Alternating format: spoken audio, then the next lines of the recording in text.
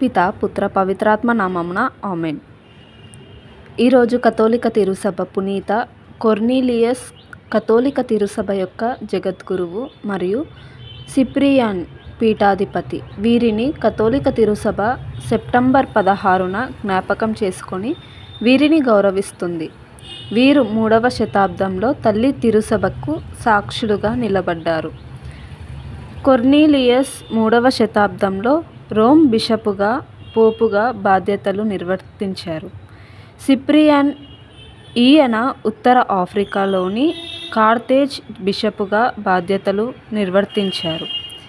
వీరు దేవుని సువార్త నిమిత్తము, దేవుని నిమిత్తము, విశ్వాస నిమిత్తము హతసాక్షులుగా రోమ్ నగరంలో మరణించారు.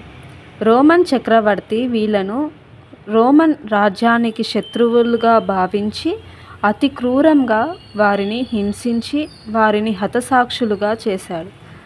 వీరిని చంపించి వేశారు. మరి ఆ హతసాక్షులు వారి యొక్క రక్తము విశ్వాసము ఇంకా ఎక్కువగా ప్రచారంలో తీసుకురావడానికి దోహదపడింది. మరి ఈ వేద సాక్షుల హతసాక్షుల యొక్క జీవితాన్ని మనం సెప్టెంబర్ 16వ తారీఖున జ్ఞాపకం చేసుకొని వారిని గౌరవిస్తూ ఉన్నాము.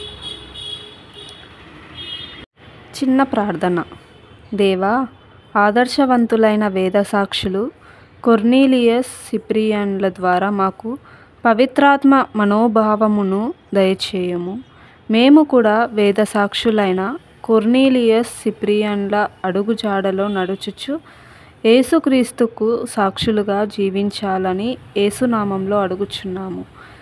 పునీత కొర్నీలియస్, సిప్రియాన్లు మా కొరకు ప్రార్థించండి. ఆమెన్.